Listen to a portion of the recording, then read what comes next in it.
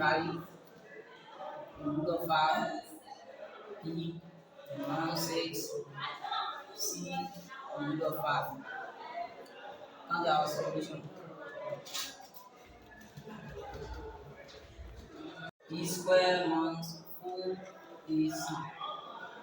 So we get now the variable P is minus 6 square minus 4 variable A root of 5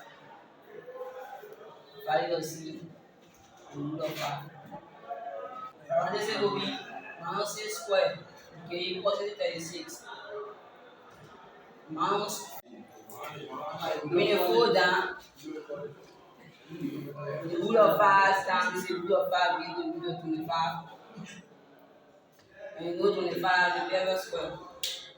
So we count down 15 we got to 36 minus 4 pivot square of 25 is 5.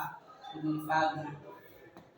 So now we got to 36 4 times 5 is 20.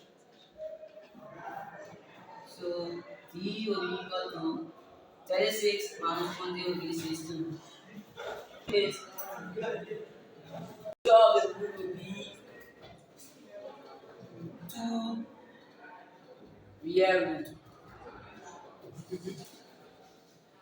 It's called 2 real root because the discriminant is greater than 0.